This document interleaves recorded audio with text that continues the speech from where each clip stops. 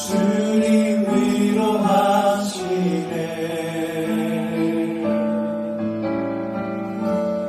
우리 함께 기도할 때 회복을 이루시네. 너를 위해 기도해.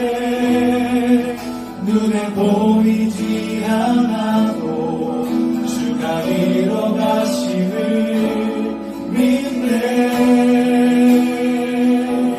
주께서 세우신 이 교회와 하나 되게 하심을 마음 다해 믿어 지키리라.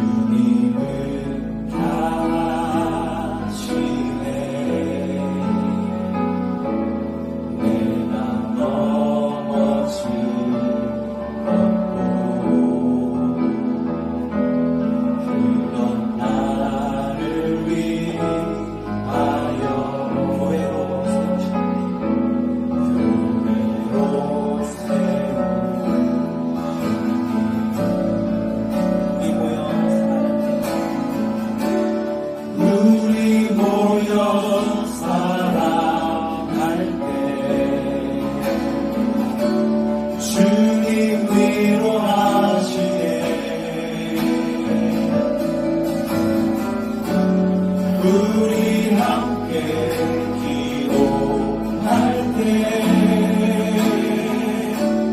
회복을 이루시네. 너를 위해 기도해. 눈에 보이지 않아도 주가 이뤄가심을 믿네. 주께서 세우신 이 교회와 하나 되게 하심을 마음 다해 힘써 지키라. 너를 위해 기도해. 눈에 보이지 않아도 주가 이뤄가심을 믿네. 주께서 세우신 이 교회와 하나 되게 하심을 마음 다해 힘써 지키라. 너를 위해 기도해. 눈에 보이지 않아도 주가 이뤄가심을 믿네. 주께서 세우신 이 교회와 하나 되게 하심을 마음 다해 힘써 지키리라.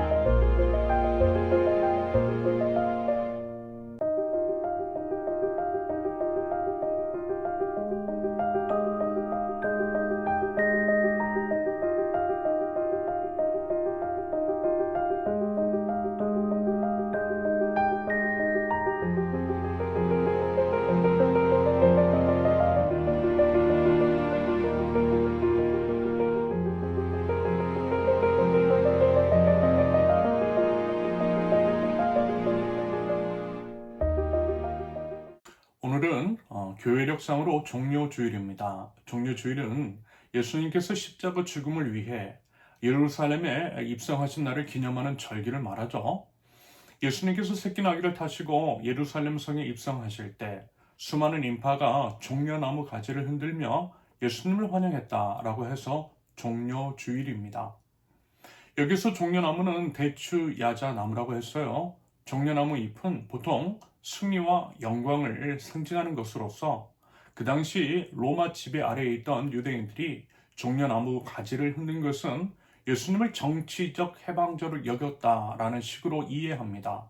로마의 압제로부터 해방시켜 주실 것이라 기대했다라는 거죠. 그런데 참으로 아이러니한 것은 뭐냐면 예수님을 환영했던 그들이 도리어 예수님을 비난하고 예수님을 십자가에 못 박았다라는 것입니다. 그 이유는요, 다름이 아니었어요. 그들은 말하자면 그리스도를 그리스도로 보지 않았던 것입니다. 자기가 보고 싶은 대로 예수님을 바라보고 예수님을 판단했어요. 자신의 욕망을 투영해서 예수님을 왜곡해서 바라본 것입니다. 자신의 욕망을 위해서 예수님 이용했던 거예요. 정확하게 우상 숭배자의 태도 그대로인 거죠. 하나님을 하나님으로 모시지 않고 우상처럼 대했다라는 것입니다.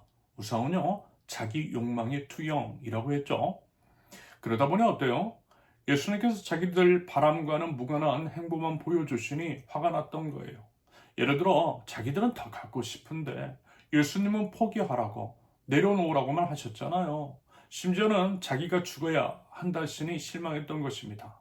기대가 컸던 만큼 실망은 더 컸고요. 매정하게 돌아선 이유가 되었습니다. 여러분, 인간의 죄성이 그렇더라고요. 참 이기적입니다. 모든 것이 자기 중심적입니다. 보니까요, 요즘 점점 더 그렇게 되어가는 것 같아 보여요. Me Generation이라고 합니다. 모든 것들을 자기 위주로 생각하고 행동하는 세대. 판단 기준이 자기입니다. 자기 이익입니다. 자기만 잘 먹고 자기만 잘 살면 된대요. 남이 어떻게 되든 상관없대요. 자기 집값 올려줄 사람, 세금 덜 내게 해줄 사람을 뽑아요. 판단의 기준이 오로지 자신의 경제적인 이익밖에 없어요. 아무리 국민을 위해서 헌신을 하고 정치를 잘하는 훌륭한 지도자라 할지라도 본인이 세금을 더 내는 상황이 되면 분노합니다. 금방 되돌아서요. 국가 구성원으로서 공동체 의식은 별로 없어 보입니다. 예전에요, 제가 이제 고등학교 1학년 때 반장했어요. 저를 지지해주는 친구들이 좀 있었어요. 그런데요, 저 같은 경우에는 공은 공이고 사는 사라고 생각하는 사람입니다. 이게 좀 심한 게 있어요. 예전에 이제 제가 전도사 사역을 할 때 저희 딸이 유치원에 다니는 꼬맹이였을 때 이랬다니까요. 교회 안에서는 절대 아는 체 하지 말라고 했어요. 어느 직장인이 직장의 식구들을 데리고 오느냐라고 하는 식으로 타박했어요. 매정하게 되었습니다. 사랑스러운 꼬맹이를 외면했어요. 지금 와서 이제 생각해 보니까 그럴 필요까지는 아니었는데 제가 이제 그렇게 유난을 떨었습니다. 그래서요, 가족들이 서운했어요. 지금은 많이 좀 유들해지긴 했는데 여전한 것이 있죠. 아무튼 이제 고등학교 1학년 때 반장하는데 아무래도 이제 면학 분위기를 조성해야 할 책임이 있잖아요. 그런데요, 분위기를 흐트리고 질서를 어지럽히는 것은 다름 아닌 저와 가장 친한 친구들이었습니다. 말하자면 그는 저와 친하기 때문에 더 그랬던 것 같아요. 제가 봐줄 줄 알았던 거죠. 이런 모습은 아마 어느 조직에서든 흔히 볼 수 있는 광경일 것입니다. 호가호위라고 하죠. 내가 저 사람 형이야, 내가 저 사람 동생이야 라고, 그리고 이제 중마고라고 하면서 사적 이익을 불법적으로 취하는 자들이 권력자 주변에 꼭 특세하고 있습니다. 나랑 친한 사람이 권력을 잡고 있을 때 뭘 좀 누려보겠다라는 심산인 거죠. 참 저급하고 공동체의 질서를 해야 하는 악한 생각입니다. 하지만 저는 여지 없거든요. 친한 친구들에게도 예외 두지 않았어요. 당연하죠. 식구들에게도 그러는 사람인데요. 아무튼 이제 그랬더니 친구들이 제게 등을 돌리는 거예요. 자기 안 봐줬다라고요. 자기한테 어떻게 그럴 수 있느냐라고 그랬습니다. 그러면서 저를 비난했어요. 그 이후로 제 얼굴도 쳐다보지 않는 친구도 있었습니다. 저를 참 힘들게 했어요. 그때 참 씁쓸했습니다. 비록 어린 나이였지만 사적인 인연이나 감정을 끊어내는 것이 정말 쉽지 않다라고 하는 것들을 경험했습니다. 이런 경험 등으로 인해 여러 정치인과 공직 사회를 바라보면서 공과 사를 철저히 구분하고 정의와 공동체를 위해서 애쓰는 사람이 얼마나 힘든지, 그것이 얼마나 어렵고 외롭고 또 얼마나 공격을 받고 있을지에 대해서도 가늠이 되는 게 있습니다. 왜요? 그런 경험 해봤으니까요. 그래서요, 그 같은 사람들을 보면 마음이 쓰여요. 지켜주고 싶은 게 있어요. 그런 분들을 지켜줘야만 결국 우리 모두가 잘 될 수 있다라고 봅니다. 공동체가 지속, 성장, 발전, 성숙할 수 있는 길이 바로 그것이라고 생각합니다. 여러분, 이처럼요, 내 욕망 죽이지 않으면 필연적으로 칼날을 남을 향해 세우기 마련입니다. 남을 죽이려고 날려들어요. 정작 내가 죽어야만 하는데 나 대신 이웃을 죽이는 거예요. 나의 불법은 생각하지 않고 내 불법을 눈 감아주지 않은 것을 탓하고 욕하고 모함하게 되는 것입니다. 말하자면 그런 불의의 사람들, 자기 욕망을 죽이지 않았던 사람들이 예수님을 십자가에 매달았던 것입니다. 자기들에게 한몫 챙겨줄 줄 알았던 예수님께서 그렇지 않으실 것을 확인하니 그렇게 매정하고 잔인하게 돌아섰던 것이겠죠. 여러분, 이 점을요, 여러분 주의해야만 합니다. 여러분도 참 말씀을 드리지만 내가 죽어야 모두가 산다니까요. 나를 죽이지 않으면 나도 예수님을 십자가에 매달 수 있어요. 죽어야 사는 십자가의 비밀, 이것이 하나님 나라 원리이고 우리 신앙의 본질임을 여러분 절대 잊지 않으실 수 있기를 바랍니다. 한편 종료주일은 또한 고난주간의 시작이라는 것. 우리 죄를 위해 이 땅에 오신 우리 예수님은요, 우리 대신 고난과 고초를 다 당하셨어요. 결국 십자가 위에서 돌아가셨습니다. 예수님께서 당하신 그 고난의 이유와 목적이 무엇인지를 우리 한번 깊이 묵상해 보자라는 것입니다. 예수님께서 먼저 걸어가신 그 길을 걸어가겠다라고 다시금 다짐해 보면 좋겠어요. 다짐을 넘어 구체적인 실천의 발걸음을 떼어볼 수 있기를 바랍니다. 그러라고 정해놓은 것이 말하자면 절기입니다. 당연히 매일 순간 그리해야 하지만 절기 때에는 특히 더 그러는 것이 맞는 것이겠죠. 부디 이와 같은 마음과 자세로 고난주간을 의미 있게 보내실 수 있기를 바랍니다. 오늘 본문은요, 예수님께서 잡히시기 바로 전에 일어났던 일들에 대한 기록입니다.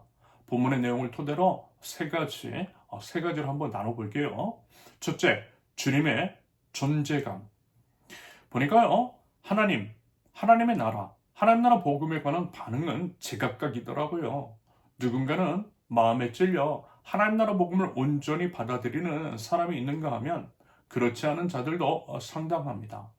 일단 그들은 아무리 설명을 해도 믿어지지가 않는데요. 반면에 아마 이제 우리 믿는 자들은 이런 고백을 할 것입니다. 그쵸? 뭐예요? 믿어지더라는 거예요. 뭔가 의지적으로 애를 쓰고 일부러 힘을 써서가 아니라 그냥 믿어져요. 믿어지더라는 것입니다. 믿어지고 믿어지니 또 이해가 돼요. 성경 혹은 성경 밖에서 드러난 하나님과 하나님의 역사에 관한 내용이 이해가 돼요. 이해가 되기 때문에 믿는 것이 아니라 믿어지니까 이해까지 되는 일들을 경험하고 있습니다. 그러므로 이와 같은 고백을 드리게 되는 것이겠죠. 믿음 또한 하나님의 은혜에 의한 선물이라는 것입니다. 맞아요, 여러분. 믿음도 선물입니다. 부디 믿어지는 은혜, 믿음이라는 선물을 허락하신 하나님께 감사를 올려드릴 수 있기를 바랍니다. 그러면서 믿어지지 않는 자들 중에는 이런 경우가 있어요. 말하자면 오늘 본문에 등장하는 대제사장과 율법학자의 행태입니다. 그들은요, 어땠어요? 예수님을 죽이려고 했어요. 본문 2절을 보면 예수님을 없애버릴 방책을 찾고 있었다라고 하죠. 말하자면 이들은 복음을 받아들이지 않았던 것입니다. 똑같은 복음을 들었는데 반응은 달랐어요. 심지어는 복음 그 자체이신 예수님을 죽이려고 모의했던 것입니다. 결국 그들이 그와 같은 선택을 했던 이유 중 하나는 분명 두려움이었을 것 같아요. 그 두려움이라고 하는 것은 분명 그들의 소유에 대한 집착에서 비롯된 것 같습니다. 여러분, 그들은요, 소위 종교 기득권이었어요. 그 당시 유대 사회가 신정일치의 사회, 그러므로 종교인은 정치적, 사회적, 경제적 소유가 상당했습니다. 무슨 얘기예요? 잃을 것이 많은 자들이었다라는 거죠. 여러분, 그에 비해 예수님은 어때요? 전혀 다른 삶을 사셨잖아요. 다 내어주셨어요. 오직 왕이신 예수님은요, 모든 권세 내려놓으시고 이 땅에 오셨어요. 섬김을 받으셔야 할 분이 도리어 섬겨주셨습니다. 무릎을 꿇고 제자들의 더러운 발까지 닦아주셨어요. 결국 예수님께서 선포하신 하나님 나라 복음이라고 하는 것은 결국 그런 것이었어요. 가진 것을 내려놓는 것이었어요. 낮은 자를 섬기는 것이었어요. 내 것을 나눠주는 것이었어요. 정확하게 종교 기득권의 삶과 반대였어요. 예수님의 삶과 종교 기득권의 삶은 너무나 대조가 되었습니다. 사실요, 세상 살아가는 것, 사람 모인 곳은 다 똑같아요. 다들 뇌물 받는데 자기 혼자 뇌물 안 받고 깨끗한 척하면 어떻게 돼요? 미움받아요. 안 받는다라고 하면 안 믿어요. 어떻게 사람이 그럴 수가 있느냐라고 반문합니다. 돼지 눈에는 돼지가 보이고 도둑놈 눈에는 도둑놈만 보이는 거죠. 그러니 자기 논리로는 이해를 못하는 것입니다. 설마 그럴 리가 있겠어? 하는 거죠. 그러다가 정말 안 받으면 온갖 수를 써서 모함을 해요. 함정에 빠뜨립니다. 폭삭 속았수다 해서 제니 엄마가 금명이한테 대리시험을 봐달라고 했을 때 금명이가 거절을 하니까 어때요? 함정에 빠뜨리잖아요. 이런 식입니다. 이런 게 너무 많아요. 여러분, 죄 지은 사람은요, 똑같이 죄 지은 사람을 결코 두려워하지 않습니다. 어차피요, 같은 부류이기 때문입니다. 오히려 좋아하고 환영해요. 그리고 그들의 허물을 구실 삼아서 같은 편 만들어요. 캐비넷으로 쥐락펴락 조정합니다. 그렇게 범죄 운명 공동체가 되는 거예요. 죄 지은 사람이 두려워하는 것은 깨끗한 사람입니다. 돈의 노예가 된 사람은요, 돈으로 흔들 수 없는 사람을 무서워해요. 욕심 없는 사람은 욕심 많은 사람들에게 두려운 존재가 되는 것입니다. 남들과 다른 사람은요, 그저 존재감만으로도 두려움이 돼요. 그 사람의 존재감만으로도 자신의 죄가 드러나는 것 같아서 못 견디거든요. 그래서 시기합니다. 그래서 모함합니다. 그것이 심해지면 어떻게 해서든 제거하려고 해요. 그들을 도리어 악마화합니다. 예수님을 죽이려고 모의하고 있는 자들이 정확하게 그랬어요. 정작 하나님을 가장 많이 안다라고 하는 자들이, 하나님을 예배한다라고 하는 종교 기득권들이 하나님의 아들이신 예수님을 그리스도로 보지 못했어요. 예수님을 도리어 죽이려 했던 것은 결국 그 때문일 수 있겠습니다. 하나님을 이용해서 어땠어요? 자기 입속 차렸으니까. 하나님을 모르면서 아는 체 했던 것입니다. 그것을 통해서 불을 늘렸어요. 그러니 찔렸던 거예요. 그리고 그렇게 가진 것이 많아지다 보니 그 소유와 욕심이 더욱더 그들의 눈을 다 가렸던 거예요. 양심을 가렸던 것입니다. 그래서 예배의 대상이신 예수님을 오히려 어떻게 했다고요? 죽이려 했던 것입니다. 자기들을 그 자리에 있게 한 예배의 대상, 하나님이신 예수님을 도리어 죽이려고 하는 아이러니. 욕망의 노예, 물질의 노예가 되면 여러분 그렇게 됩니다. 여러분, 가진 것이 많으면요, 주님을 따르기가 쉽지 않나 봐요. 저는 이제 가진 게 없어서 잘 모르겠는데 정말 그런 게 있나 봐요. 그런 사람은 당연히 세상도 두려워하지 않을 것입니다. 같은 욕망을 추구하는 사람을 두려워할 리 만무합니다. 세상이 세속화된 교회를 결코 두려워하지 않는 이유입니다. 여러분, 그래서 우리는요, 자꾸만 버리는 훈련해야 되는 거예요. 십자가 위에서 죽는 연습해야 되는 거예요. 그런데 사실 예수님께서 선포하신 하나님 나라 복음을 제대로 알면요, 버리고 포기할 수밖에 없어요. 복음을 모르니까 자꾸만 움켜쥐려고만 하고 집착하는 것입니다. 여러분, 하나님 나라 복음을 제대로 안다라고 하면서 어떻게 영원하냐는 것들에 대한 욕망이 끊임없이 솟아오를 수가 있겠습니까? 저는 이건 말도 안 된다라고 생각합니다. 여러분, 그렇다고 해서 이게 이제 무슨 합당한 경제나 사회활동을 부정하는 것은 아닙니다. 다만 예수님의 뜻에 따라 기꺼이 그것들을 들을 수 있는 마음가짐과 실천이 있어야 한다라는 거죠. 영원을 위해서 영원하지 않은 것들을 포기할 줄 아는 지혜, 이웃을 위해서, 공동체를 위해서 자기 것을 희생하는 그 마음. 지난 주일 말씀에 빗대어 말씀을 드리면 백마 말고요, 낙이 타는 것으로 만족하는 인생 살 줄 알아야 한다라는 거예요. 백마로 흔들 수 없는 인생, 이게 바로 우리의 믿음을 증명한다라는 것입니다. 여러분, 우리 예수님 닮아봐요.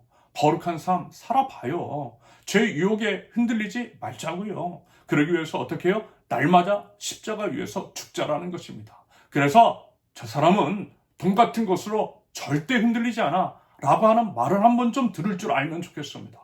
그래서요, 우리 예수님처럼 우리 존재 그 자체만으로도 두려움이 되고 세상이 감당하지 못하는 사람, 그래서요, 서 있는 것을 거룩한 것으로 정하시게 나갈 줄 아는 하나님 나라 백성, 저와 여러분들 있을 수 있기를 바랍니다. 둘째, 주님의 친절함. 예수님께서 이제 유월절을 준비하시면서 제자들을 보내셨어요. 제자들과 함께 유하실 객실을 마련하신 것입니다. 그런데 특이한 것이 있어요. 그것은 뭐냐면 예수님께서 이미 그 모든 것들을 준비해 놓으셨다라는 것입니다. 지난번에도 살펴보았듯이 새끼 나귀를 준비하신 것도 그렇고요. 이번에도 그렇고요. 그리고 그전에도 예수님은 늘 그런 식이셨어요. 본인 스스로 사전에 다 계획하시고 준비하셨어요. 그래서 제자들이 큰 애를 쓰지 않아도 부담을 갖지 않아도 되도록 배려하셨어요. 참으로 친절하신 예수님이십니다. 사실 이것은요, 위기의 질서가 통용되는 우리 사회 안에서는 흔히 볼 수 있는 모습은 아닌 것 같아요. 그나마 요즘은 그래도 조금씩 달라지고 있긴 한데요. 위에 있는 사람은 어때요? 거의 이제 손 하나 까딱하지 않은 경우가 적지 않지요. 쉽게 아랫사람을 부립니다. 말이 안 되는 것까지도 요구하죠. 그러면서 이제 가진 권력을 어때요? 생존권을 쥐고 흔듭니다. 예를 들어 시키는 대로 하지 않으면 내쫓겠다라고 하는 식으로 폭력을 행사해요. 물론요, 세상이야 요즘은 정말 많이 달라져서 부당한 해고 등을 당하면 실업급여라도 있죠. 노동법에 의해서 고발도 가능합니다. 하지만 법적인 보호를 받을 수 없는 교회 안에서는 여전히 그와 같은 모습이 많아 보여요. 아이러니하게도 하나님 나라 복음을 표방하는 교회가 세상보다 못한 것 같아요.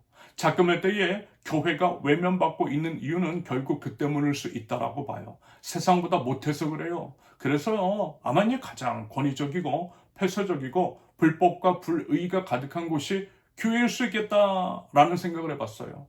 이런 이유로 어쩌면 하나님께서 교회를 허무시고 새롭게 하나님의 교회를 세우시려고 하시는 것 같아 보여요. 개신교의 쇠락은요, 그 맥락을 이해할 수 있겠습니다. 새술은 새부대, 말하자면 이런 거죠. 아무튼 그런 모습에 비해서 만왕의 왕 예수님은요, 본인이 거의 모든 것들을 선수하셨더라고요.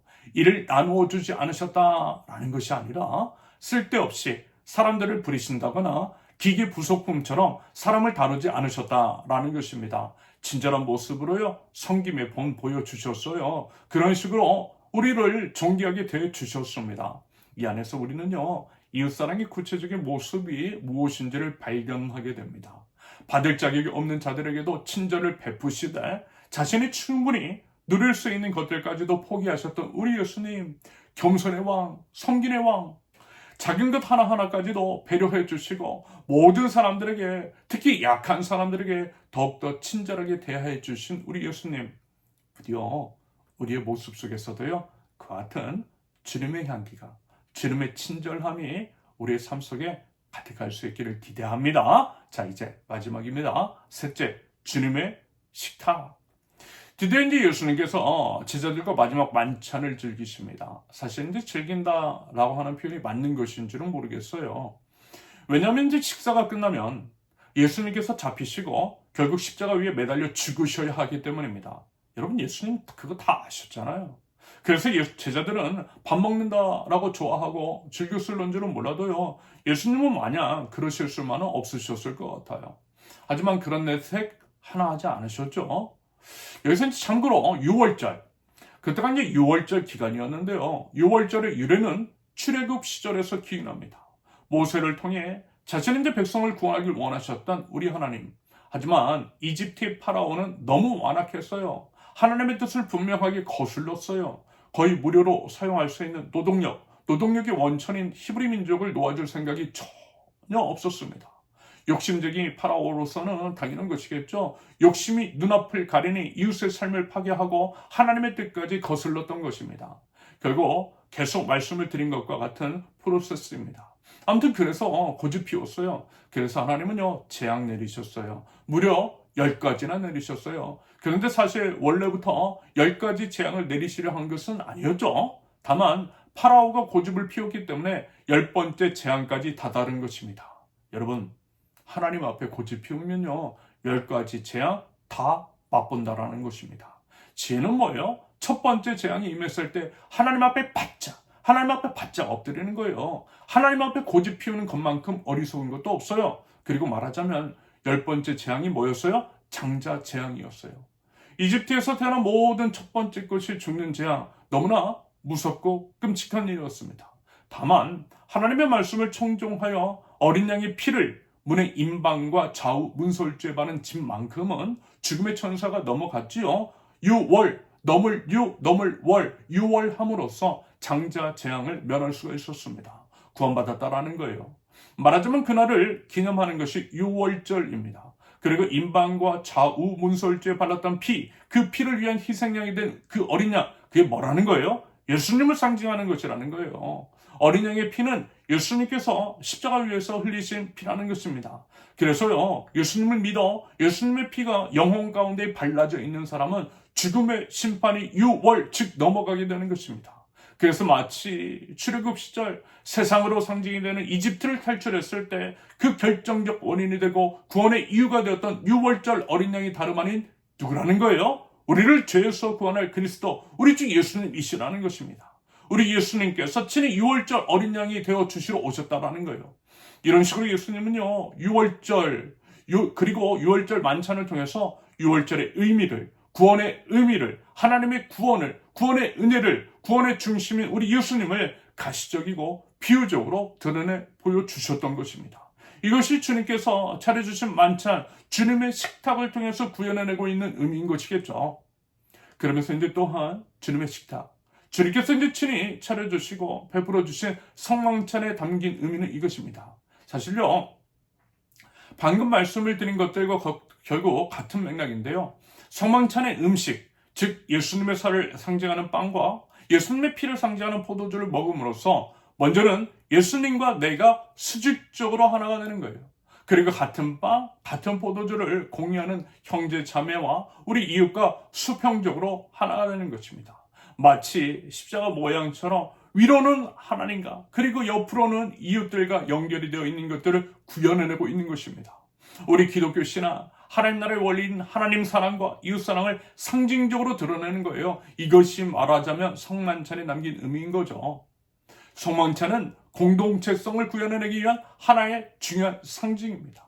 참고로요, 성만찬과 침례 또는 세례는 교회에서 행하는 중요한 두 가지 성례로서 기독교 신앙의 본질적인 의미를 상징하고 있는 중요한 의식이라고 했죠.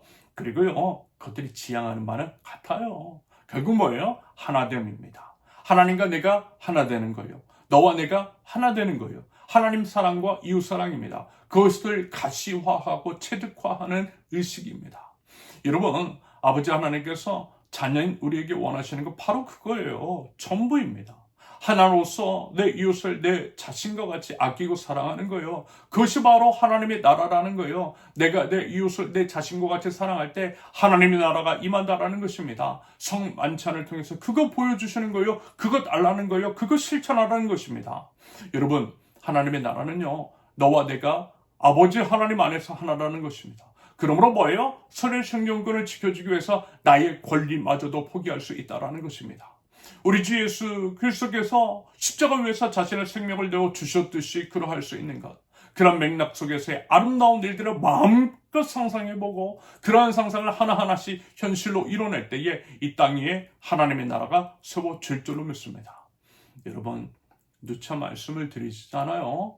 너를 살리기 위해서 내가 죽겠다는데 다들 그와 같은 마음을 가지고 있는데 여러분, 그것이 어찌 하나님의 나라가 아닐 수 있겠느냐라는 것입니다.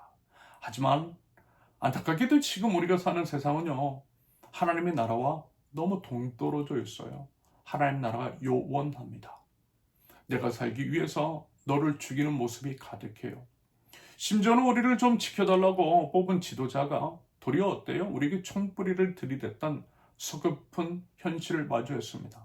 그게 우리 국민들 가슴 가운데에 큰 상처로 남아있어요. 그 깊은 상처를 치유할 지도자를 세워주시기를 기도합니다.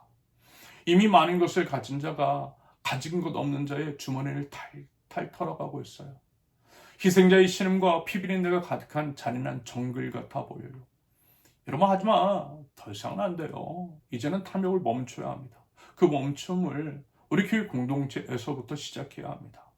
여러분, 내가 모르는 사람, 나와 상관없는 사람은 혐오, 배제, 차별, 소외, 폭력의 대상으로 삼기 쉬워요. 하지만 뭐라고요?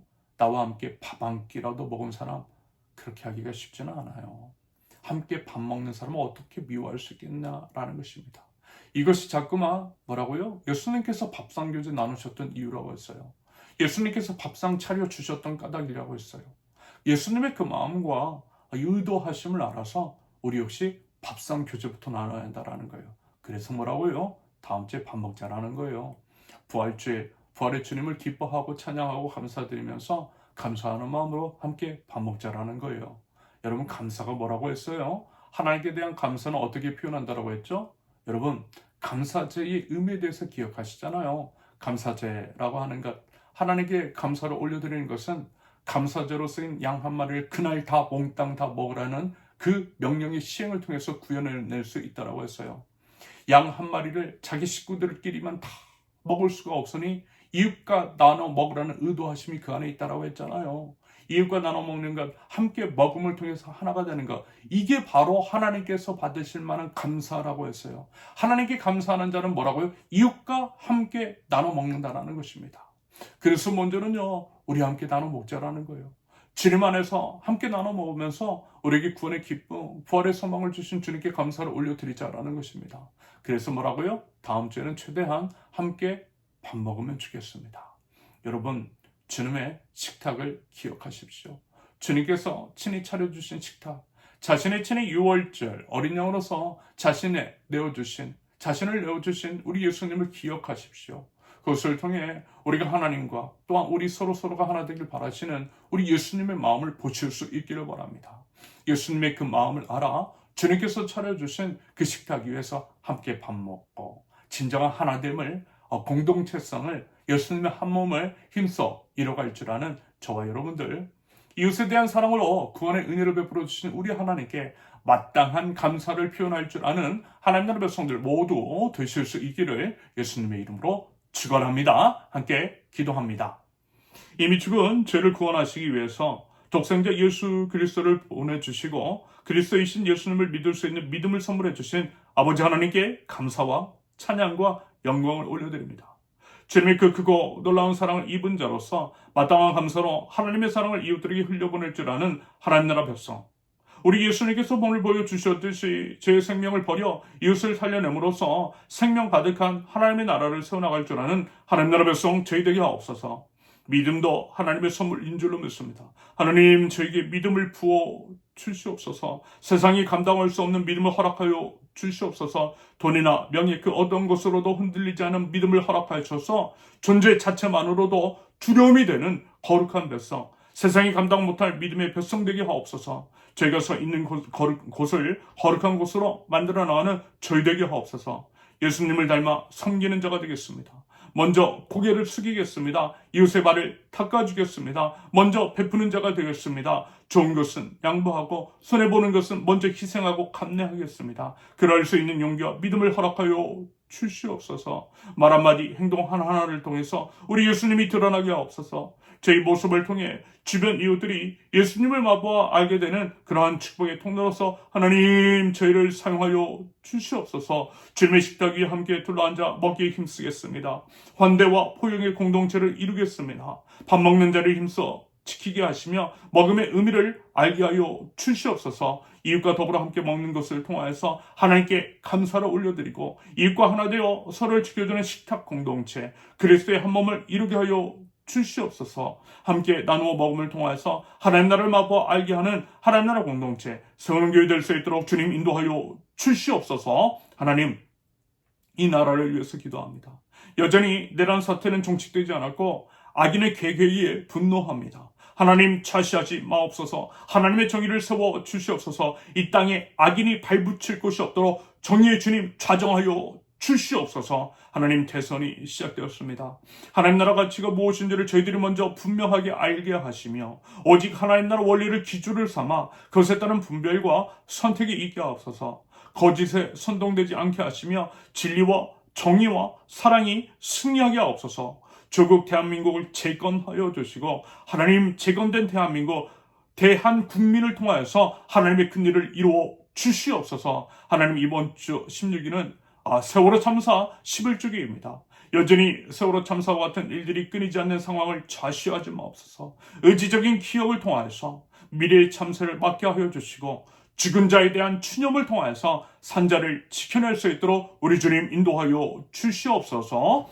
이제는 우리 주 예수 그리스도의 은혜와 아버지 하나님의 극진하신 사랑과 성령님의 감화, 감동, 교통하심이 예수님의 이 땅에 오심을 감사, 찬양, 영광을 올려드리며 예수님을 따라서 하나님 나라 복음을 살아내고 하나님 나라를 세워나가는 하나님 나라 백성들 위해 이제부터 영원토록 함께 하시기를 간절히 축원합니다. 아멘. 감사합니다. 모든 예배를 마쳤습니다. 이번 한 주도 하나님 안에서 더욱더 하나 되기를 힘쓰고 이웃을 사랑할 줄 아는 하나님 나라 백성들, 저와 여러분들 되실 수 있기를 바랍니다. 감사합니다. 사랑합니다. 축복합니다.